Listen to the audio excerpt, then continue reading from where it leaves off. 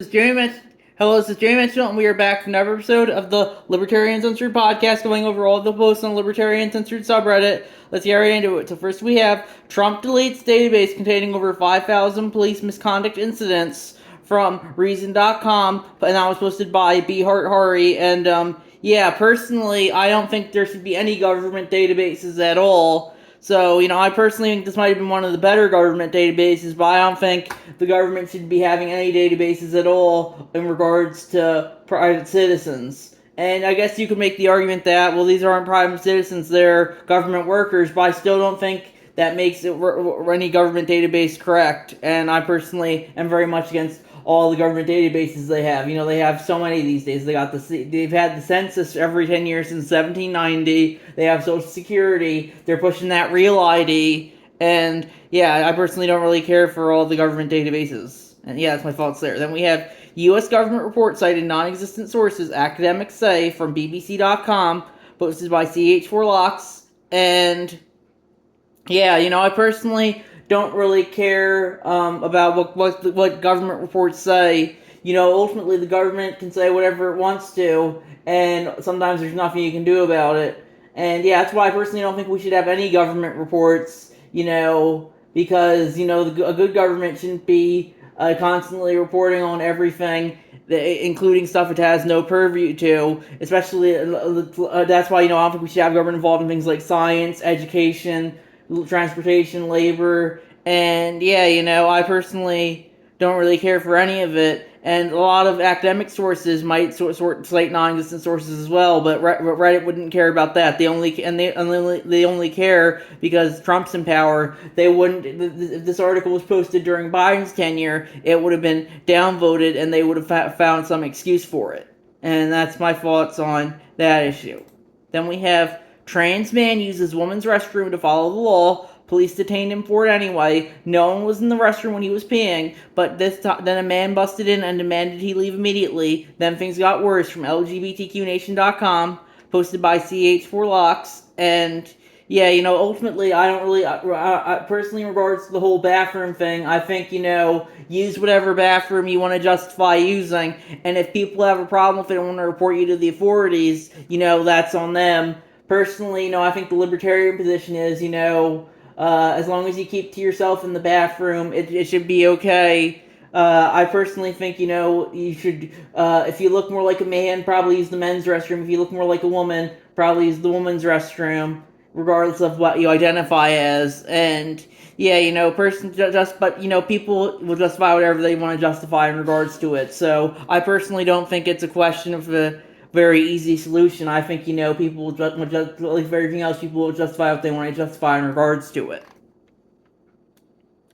Then we have the Trump administration wants to create an Office of Immigration to kick immigrants out of the country, from Wired.com, posted by CH4Locks. And yeah, personally, I don't think that would be very nice, especially if those immigrants came here illegally. But ultimately, as I've said in the past, the government has the monopoly on the legal use of force, justified with doing whatever it feels like. And yeah, personally, I don't really think the government should be forcing people to go anywhere they don't want to. But a lot of these people they're deporting, they're not very good people. They're rapists, murderers, and the like. So ultimately, I don't really care if for them, but I do think they should have due process. But ultimately, the government can justify whatever it feels like, and if they want to justify deporting everyone they feel like, that's their prerogative, not mine. Then we have hundreds of thousands at risk of deportation after U.S. Supreme Court lets Trump revoke immigration parole, from CBC News, CBC.ca, hosted by CH4Locks. And yeah, ultimately the Supreme Court will decide whatever it wants, and the rest of the government might go along with it. But Trump has shown he might disregard the Supreme Court as well. They still might go along with it. Ultimately, people will justify what they justify. Regardless of what the Supreme Court says or what the president says. It's why laws. I always go over this point usually these days, but laws don't actually matter. What matters is how they're enforced. And yeah, that's my thoughts there. And if they want to deport everyone, because the Supreme Court says so, I think they should be able to. But yeah, ultimately they'll justify what they justify. And Yeah, I remember I fought the left. They loved the Supreme Court when Trump was disregarding it, but now that it's ruled in the way they don't like, it's back to the Biden era. But they fought it during the Biden era tenure, when it was the one branch of the government they didn't control. So they said, "Oh, it's an inherently fascist institution." And yeah, ultimately, I would say all government is inherently fascistic, but believe whatever you want to. Then we have Trump taps Palantir to create master database on every American from NewRepublic.com, posted by LegioX, and that's crosspost from the technology subreddit. And yeah, personally, I don't really care for a master database on every American, but there's probably tons of those already. If they want to create another one, ultimately, as I said earlier, I'm against all government databases, but they'll justify whatever they want to, since they have a monopoly on legal support to do so.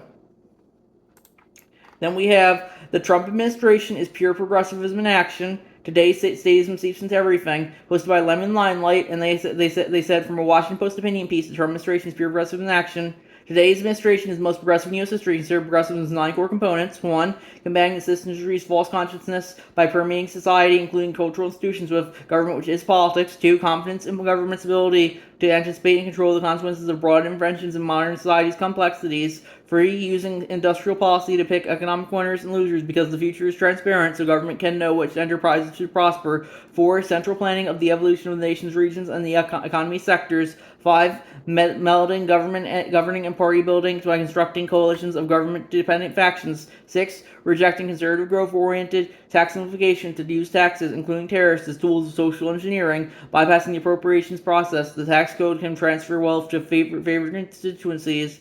7. Limitless borrowing from future Americans to fund today's Americans' consumptions of government goods and services. 8. Presidential supremacy ensured by using executive orders to marginalize Congress. 9.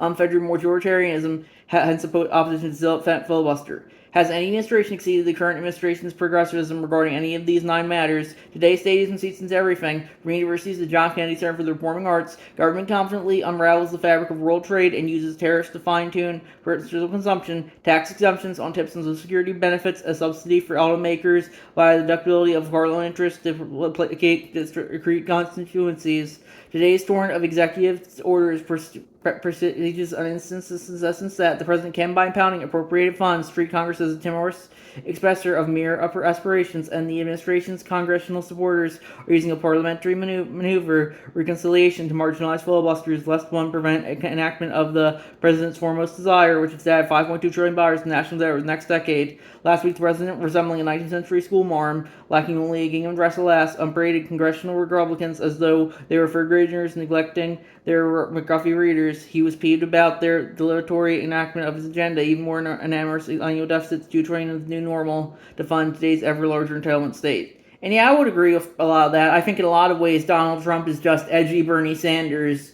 A lot of woke Reddit would probably disagree, since, Donald Trump isn't constantly ranting about transgender people should have all the rights in the world. But, I think in a lot of ways, they're both very central government authoritarians who want to push everyone around, and any dissent at all will not be tolerated under them. And, yeah, I personally don't really care for it, but ultimately, it just goes to show you that, the Trump might be marketed as the conservative vanguard, but, as Michael Malice always says, conservatism is progressivism driving the speed limit. He was a Democrat as recently as 2009, and he had his rallies, he dances like he's jerking off 2 dudes next to the Village People. So I personally think he's much more progressive than he lets on. And yeah, sometimes he has a good, relatively libertarian idea about getting lessening government, with the Doge, Department of Government Efficiency, or privatizing the post office. But a lot of the time, especially when it comes to tariffs and protectionist economics, he might as well be, as I stated earlier, just an edgy Bernie Sanders.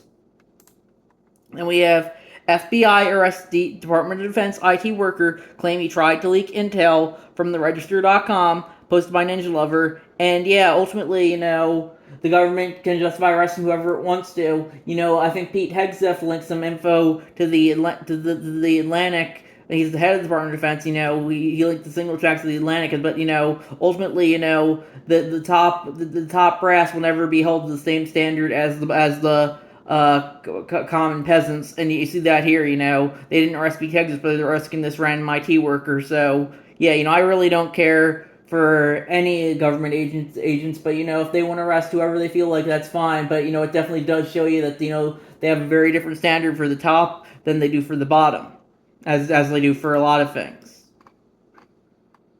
Then we have Seeking Participants, Study on Life Experiences Shaping Beliefs and Values, mod approved from final version 1. And they said this posted in mod approved. Hello, my name is Carolyn. I am a researcher at the Education University of Hong Kong. I am seeking participants for a study on life events and memories shaping personal beliefs and civic values. You determine the values of and I'm going to skip right over the rest. But yeah, I do think, your life experience do shape your beliefs and values. And yeah, that's why, you always have to be kind of remember how to put yourself in the other person's shoes, I would say. Their beliefs and values might be different than yours because they've had different life experiences, and that's important to remember as well. Then we have Republicans in Tarrant County, Texas, decide they would redraw the map, pick which voters they want. If we move all the black people to this weird shaped blob thing, they'll stop electing Democrats. From posted by Swan Pinky Dan. That's cross-post from the Law subreddit. And yeah, I don't think that quote was in the actual video that shared from Fox 4. It looks like.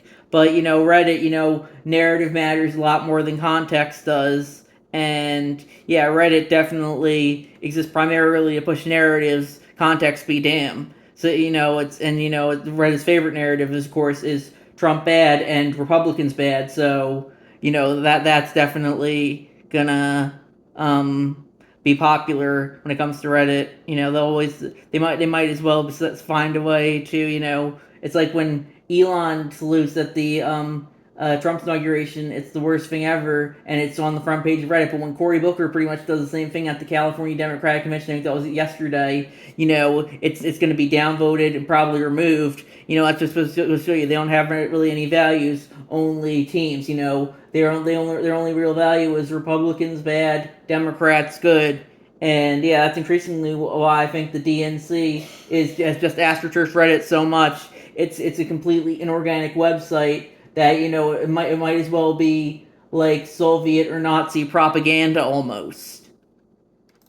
Then we have Nassim Nicholas Taleb, posted by Cauliflower Big, free one, free, and they said offer of Black Swan. I think a few people have opinions similar to mine. They expressed much more clearly. Dave Friedman and Hop, instead of demanding the government is small and they advocate a network of private cities. Then we have Titus Gabel. These are standard libertarians. Another is neo-reaction but Curtis Yarvin. He believes the state should be run like a business. The leader should be CEO. I myself think that dividing the world into many countries is already a step in the right direction. If those countries can then be divided into many joint stock kibbutz, it would be far more libertarian. The main problem is not that we have rulers. The main problem libertarians face nowadays are the fact that voters and rulers don't have skin in the game. A leader can make really horrible decisions and bullshit their way to win an election. Voters actually hate each other, simply vote so others fail instead of improving freedom, peace, and prosperity.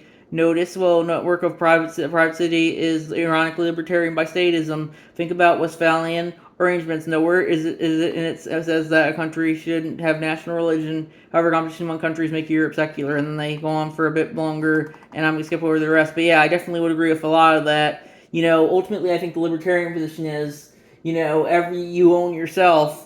Everyone should own themselves and their own property. I think, the idea, or even the idea of countries, is a lot of them are too big. A libertarian country would probably, each house would probably be its own country. If that, ultimately, I think everyone should control their own property, and I think that's very much the libertarian perspective. Libertarianism is do whatever you want with your body and your property as long as you're not hurting anyone else and who isn't consenting.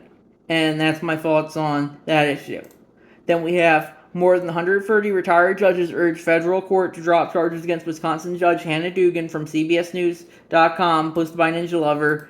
And yeah, I personally don't really care for a lot of the U.S. legal system. I would say I have nothing but contempt for the U.S. legal system. And yeah, people, the same people who were like, no one is above, the same Democrats who were like, no one is above the law during when Trump was being prosecuted, now say, oh, this Hannah Dugan, this is tyranny, because because she's a member of their team. But yeah, it looks like I think she probably did break the law as it was written. So I do think she should be held accountable. I don't care what 130 retired judges say. I think the judges are the ones who probably need to be held accountable the most, since they're also often the ones who are on high saying, we enforce the law, our decisions are final, you have no say against us. So yeah, I personally, I might not care for the reason he's going after her, but I definitely would like to see more judges be thrown in prison. I think that's very much the libertarian perspective, because the judges think they have a right to rule over everyone else. Well, in reality, no one has a right to rule over anyone else. That's why libertarians believe, we believe in small government, small states. Do whatever you want to. If someone wants to force you to do something you don't want to, that's if they're a government agent, that's very unfair. But ultimately they do have a monopoly on the use of force. And yeah, I don't really care for the enforcers of the law either. But definitely the people who, like the judges or the Congress, who make the laws aren't too libertarian either, I would say. And I think we're gonna wrap it up there. I'll see you guys in the next episode. Bye.